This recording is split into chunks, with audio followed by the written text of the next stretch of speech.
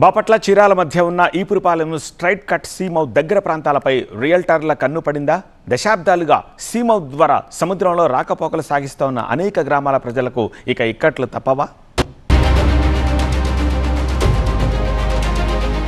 Real వ్యాపారానికి భూములు, నదీ తీరాలు సరిపోవడం లేదు. ఇప్పుడు సముద్రాలపై పడ్డారు రియల్టర్లు. బాపట్ల జిల్లా చీరాల మండలం వాడరేవు సముద్ర తీరంలోని ఈపురపాలెం స్ట్రైట్ కట్ దగ్గర రొంపేరు కాలువ సముద్రంలో కలిసే ప్రాంతంలో సహజ సిద్ధంగా ఏర్పడ్డ సీ మౌత్ పూడ్చివేత వివాదంగా మారింది. కాలువ ద్వారా సముద్రంలో చేపల వేట సాగిస్తున్న 10 గ్రామాల మత్స్యకారుల జీవనంపై దెబ్బపడేలా ఉంది. దశాబ్దాలుగా చాలా గ్రామాల ప్రజలు రొంపేరు కాలువపై ఆధారపడి సముద్రంలో వేట సాగిస్తున్నారు. ఈపురపాలెం స్ట్రైట్ కట్ నుంచి రొంపేరు కాల్వ సముద్రంలోకి వెళ్లి కలుస్తోంది. ఈ మార్గంలో ఎల్ ఆకారంలో సహజంగా ఏర్పడిన ముఖద్వారం సీమౌత్ ద్వారా మత్స్యకారులు సముద్రంలోకి సురక్షితంగా వెళ్లేందుకు వీలుగా ఉంది. తుఫాన్లు, సముద్రంలో అలజడులు రేగినప్పుడు ఎల్ షేప్ లో ఉన్న కాలువ సహజ నిర్మాణం మత్స్యకారులకు, పడవలకు రక్షణ కల్పిస్తోంది.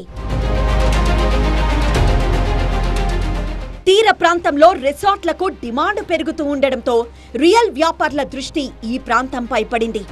రొంపేరు సీమౌత్ ను కొంత భాగం పూడ్చివేసి రిసార్ట్లు కడుతూ ఉండడంతో మత్స్యకారుల ఉపాధికి గండిపడింది. రొంపేరు కాలువ ద్వారా మత్స్యకారులు సముద్రంలోకి వెళ్లలేకపోతున్నారు. రొంపేరు సీమౌత్ లోని కొంత భాగం పూడ్చేసి రిసార్ట్ల నిర్మాణం చేస్తున్నారని మత్స్యకారులు ఆందోళనకు దిగారు. సీమౌత్ ను కొంత భాగం పెద్ద పెద్ద రాళ్లతో పూడ్చివేసి కాలువ స్వరూపాన్నే మార్చేస్తున్నారని ఆక్షేపిస్తున్నారు. కలెక్టర్ను కలిసేందుకు 10 గ్రామాల మత్స్యకారులు చేపట్టిన చలో బాపట్ల కార్యక్రమం ఉద్రిక్తంగా మారింది. అనుమతి లేదంటూ పోలీసులు అడ్డుకోవడంతో మత్స్యకారులు కాలినడకన బాపట్లకు చేరుకుని ఆందోళనలు చేశారు. రిసార్ట్లు నిర్మిస్తున్న వారికి రాజకీయ అండదండలున్నాయని ఆరోపిస్తున్నారు మత్స్యకారులు. ఈ కలెక్టర్ మాకు చాలా పాజిటివ్గా అనిపించారు, మా బాధలు బాగా ఆలకించారు. ఏదేమైనా మాకు ప్రాబ్లం క్లియర్ అవ్వాలి, క్లియర్ అవ్వకపోతే మాత్రం మేము ఎంతవరకైనా వెళ్తామని చెప్పి మత్స్యకారుల తరపున మనం చేస్తాం. మరి లాస్ట్ టైం కలెక్టర్ గారు ఇచ్చిన నివేదిక మాకు ఆయన మీద నమ్మకంతో ఇప్పటిదాకా వెయిట్ చేసాము. ఆయన వెళ్ళిపోవడం జరిగింది, మాకు న్యాయం జరగలేదు. ఇప్పుడు మరి మాకు కొత్తగా వచ్చిన కలెక్టర్ గారి ద్వారాగా ఈరోజు కలెక్టర్ గారు కలవడం జరిగింది. ఆయన పూర్తి హామీ ఇవ్వడం జరిగింది. మాకు స్ట్రైట్ కట్ కాలువ ఎలా ఉందో అలాగే తయారు చేసి ఇస్తానని హామీ ఇవ్వడం జరిగింది. కాబట్టి మేము మత్స్యకారులందరూ సంతోషంగా ఈరోజు మేము ఆయన మాట విని వెళ్ళడం జరుగుతూ ఉంది. కాలువను రాళ్లతో పూడ్చడం వల్ల బోట్లు రాళ్లను ఢీకొని దెబ్బతింటున్నాయని మత్స్యకారులు అంటున్నారు. ఇప్పటి వరకు 40 బోట్లు దెబ్బతిన్నాయని చెబుతున్నారు. ఈ విషయంపై ప్రశ్నిస్తే తమపై కేసులు పెట్టి వేధిస్తున్నారని మత్స్యకారులు అంటున్నారు. తుఫానులో ఇతర విపత్తులు సంభవించినప్పుడు ఈ ఎల్ ఆకారంలో ఉన్న కాలువలో 2000 బోట్లను నిలుపుకుంటున్నామని చెబుతున్నారు. ఇప్పుడు రిసార్ట్ల నిర్మాణంతో బోట్లు నిలుపుకోవడానికి అవకాశం ఉండదని ఆందోళన వ్యక్తం చేస్తున్నారు. ఒక్కో బోటుపై 10 కుటుంబాలు ఆధారపడ్డాయంటున్నారు. కాలువలో అడ్డుగా ఉన్న రాళ్లను తొలగించాలని డిమాండ్ చేస్తున్నారు. ఆ 3.5 ఎకరాన్ని పూడ్చేసి పెద్ద పెద్ద కొండరాళ్ళు వేసేసి దాన్ని నేరవ్ చేసేసి తెప్పల రాకపోకలకు ఇబ్బందిగా చేశారో అప్పటి నుంచి ఇప్పుడు వరకు 20 తెప్పలు పగిలిపోయినాయండి. ఒక్కో తెప్ప 5 నుంచి 6 లక్షలు అయిద్దండి, పెద్దదైతే 10 లక్షలు ఉంటుంది. అలా పగిలిపోయిన తెప్పకి 2 లక్షల నుంచి 3 లక్షలు ఖర్చు అయిందండి. కాలువని పూడ్చివేసి రియల్ ఎస్టేట్ కోసం ఆయన విలాసవంతమైన భవనాలు కట్టుకోవడానికి మాకున్నటువంటి వెల్ షేప్ ఉన్నటువంటి కాలువని పూడ్చేసి మాకు ఇబ్బందులు పెడుతూ మత్స్యకారుల్ని వేధిస్తా ఉన్నాడు.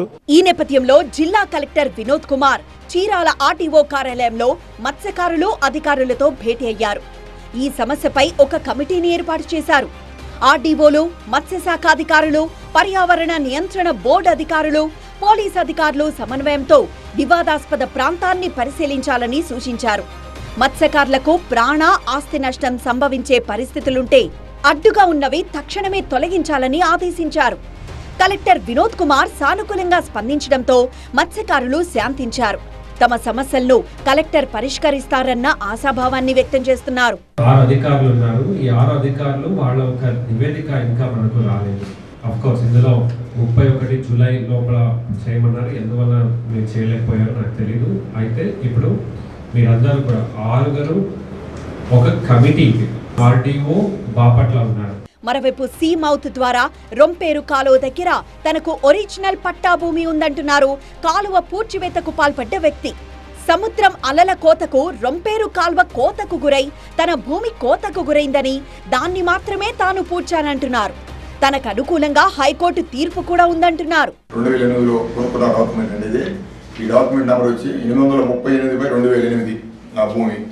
తర్వాత నేను కోత గురైందని చెప్పి గ్రీన్ సెల్లో బాపట్ల కలెక్టర్ గారికి 21/7/2005 పరిశీలించి నాకు కాలువకి నాకు మధ్యలో హద్దులు ఫిక్స్ చేయండి. అసలు కాలువ వ్యవసాయం ఉంది, నా పట్టా భూమి వ్యవసాయం ఉంది, ముందు హద్దులు ఫిక్స్ చేయమన్నా. అది ఇప్పుడు వరకు కూడా జరగలేదండి. కలెక్టర్ ఆదేశాల మేరకు నివేదిక తయారు చేస్తున్నట్లు ఆర్టీఓ చంద్రశేఖర్ చెబుతున్నారు. కలెక్టర్ గారి సూచన మేరకు మత్స్యకారులు, అలాగే revenue, police, fisheries and mines department అన్ని అధికారులు కలిసి ఈరోజు ఒక సమావేశం ఏర్పాటు చేయడం జరిగింది.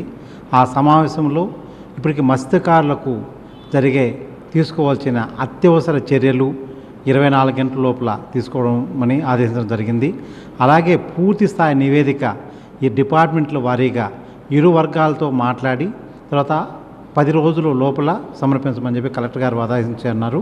దాని ప్రకారము మేము నివేదికలు తయారు చేసి కలెక్టర్ గారికి సమర్పిస్తామండి. రొంపేరు కాలువ సీ మౌత్ పూడ్చివేత నేపథ్యంలో ప్రభుత్వం అధికారులు ఇచ్చే నివేదిక కీలకం కానుంది.